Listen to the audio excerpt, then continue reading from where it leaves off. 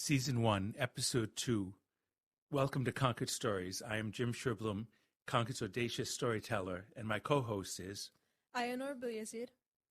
Today's story is about how Manitou, the Great Spirit, created the Nipmuc people to bless this part of the earth.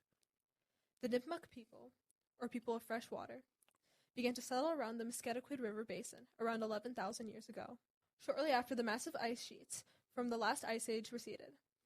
The melting ice had shaped this land into one of the woods and water, separated by dry, rocky esker ridges, lifted by channels of rushing debris filled with water, with large tracts of fertile, marshy lowlands along the abundant freshwater streams and rivers that drained these woodlands. The Nipmuc people appear to have followed large mammalian wildlife into this region, arriving when giant caribou, moose, mastodon, and giant beavers lived in this area, and settled down to live there for the rest of eternity.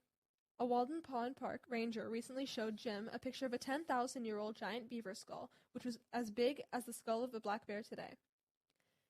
This was Turtle Island.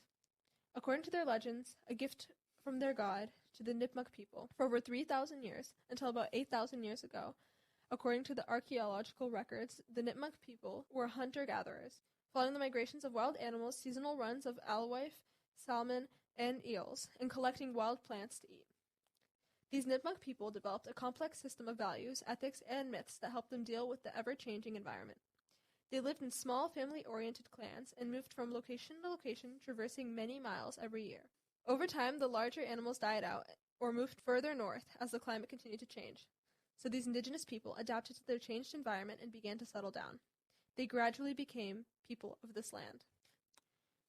Through hunting, fishing, and farming, Nipmucs ate a varied and healthy diet, which was shared equitably among all the members of the clan. Living in nature, they mostly enjoyed robust health, which appears to have included a low incidence of childhood disease and death, a taller and leaner stature, and, if not killed by other causes, a generally long and happy life. Their self-identity was centered not as individuals, but as members of their clan, and their clan identity was deeply connected to the land upon which they lived. There was no private ownership of property, but rather the land and all that lived upon it belonged to the clan. The very notion of private land ownership was considered blasphemous, an individual stealing from the community the gifts bestowed upon the community by God and the ancestors. The very notion of private land ownership was considered blasphemous, an individual stealing from the community the gifts bestowed upon the community by The very notion of private land ownership was considered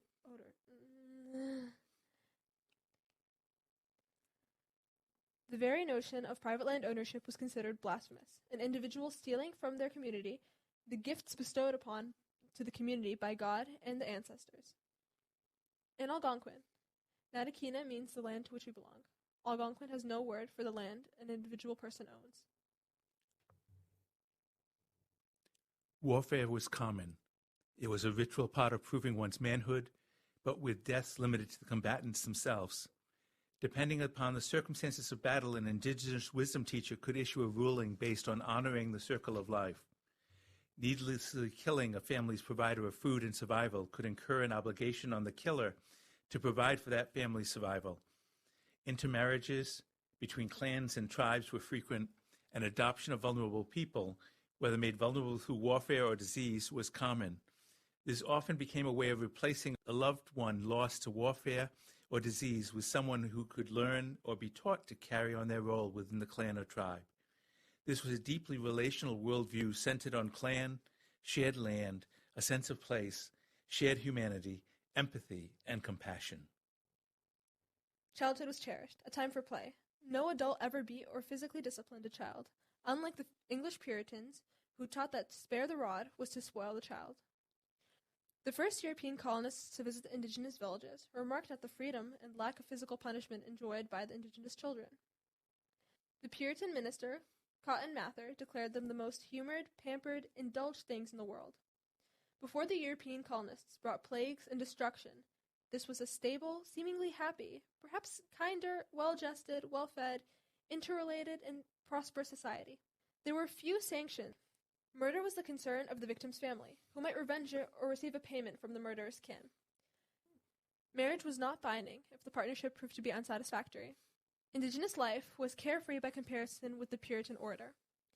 People at the bottom of the English hierarchy often fled to live with indigenous people, where life was better. Wealth was shared among the indigenous people. There was no concept of personal property in or indigenous culture. All objects, produce, and animals belonged to the extended family or clan. There was no concept of personal property in indigenous culture. All objects, produce, and animals belonged to the extended family or clan. There was also, therefore, no concept of theft or personal property, which was something the English could not understand at all.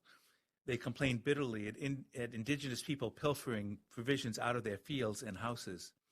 Though in indigenous culture, those in need helped themselves from the common pot or expected gifts from those who had more than enough to seal their family relationships and their good connections. Nipmuc people owed allegiance to the Massachusetts Confederacy along the coastal lands to the east. They had strong family ties with the Narragansett, Pequot, and Pocasset people living to their south, as well as to the Mohicans, Pennacook, and Pocumtuck to their west. They had less friendly, often hostile relations with the Abenaki and Mohawk peoples who dominated in lands to their north and west. This was a culture and worldview richly endowed and shaped by interdependent families, clans, tribal and spiritual relationships, and shifting power dynamics. Why did they owe allegiance to the Massachusetts Confederacy? Because most indigenous groups intermarry and interconnect, and rather than fight each other over territory, find ways to become kin. And so this was a confederacy along this whole northern part of the coast that of Algonquin speakers that were called by different terms at different times, but one of the most common ones was either the Wampanoag or the Massachusetts Confederacies. Now, the early English explorers estimated the Massachusetts tribe by itself in 1600 as having nearly 100,000 people, of whom 18,000 were warriors. Captain John Smith, a founder of Jamestown, in 1614 traveled along the New England coast, describing the various tribes he encountered there, and published the first map in English in 1616. Smith traded with the flourishing indigenous villages of Wassagusset and Conahasset on Cape Cod, but after an outbreak of pestilential disease in 1612 and a larger epidemic in 1616 to 1617, many of the coastal towns of the Massachusetts people were completely deserted. Whole villages were entirely depopulated or abandoned through death, diseases, and enslavement. The Musquetaquid Nipmuncs in 1600 numbered about 15,000 people, of which about 3,000 were warriors. But the 1617 epidemic and in 1633 to 1634 smallpox outbreak reduced this tribe by at least 90%. Tehadawan's family lived in a large wigwam, or wetu, on a hill called Nashatak on the western side of the Musquetaquid River. He was well regarded for his understanding of his people's traditions and history, his skill in hunting, and for providing for his people. He was a superb diplomat, trained in logic and debate, and appears to have been a kind and generous spirit.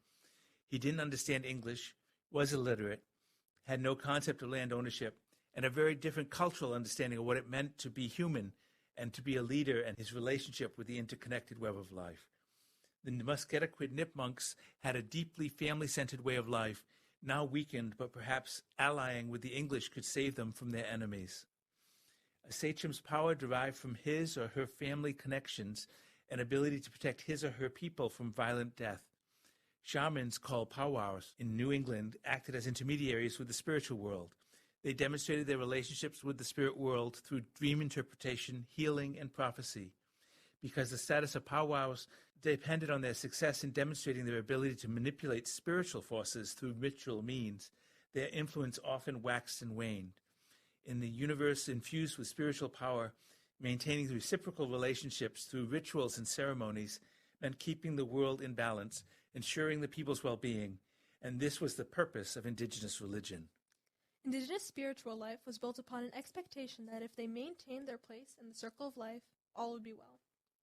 And the desirability of their afterlife was not dependent upon their behavior in this. All people entered this world from a good place and could look forward to going to a good place when this life was over, with no personal motivation dependent upon a contingent afterlife, heaven or hell, freeing them to enjoy living in the current moment. This contrasted greatly with the European culture during this period, and upon contact would lead to devastating effects amidst a clash of cultures. When these two cultures came into contact, they had vastly different cultural perspectives and expectations, different ways of being human, of gathering and debating actions in the community, and of living a meaningful and rewarding life. Who were part of Concord's initial cultural interchange? The Nipmuc sachem Tahatawan and his children John and Tayson, the Massachusetts sachem Sansqua, widow of Nanapashamit with her second husband Wibakawit, and his son Waban, also her surviving children George Winnipoikin and Abigail Yawata, and Peter and Grace Bulkley, and their 5 surviving sons, John and Sarah Jones, and their 6 children, and Simon and Mary Willard, and their first 2 children. This was a family affair, agreeing to a mutual safety defense pact across generations. This is a story of families, real human beings, and how people responded, often depending on whether they were mature adults, young adults, or children when they first encountered this deep cultural interchange. The 2 most senior leaders, Peter Bulkley and Sansqua, had both buried their first spouses, were removed from their cherished homelands, and were mourning the death of most of their children. Yet both were culturally and materially rich. The younger adults were more optimistic that this cultural interchange might be helpful to them, and their children grew up within the context of this life being the only society they would ever know. This is Reverend Dr. Jim Sherblom. And I, Belyazid, reminding us all that honestly telling our authentic stories helps us to better understand the world and our place in it. As Concord prepares for our Concord 250 celebration, it's time for us to tell our stories in a new way.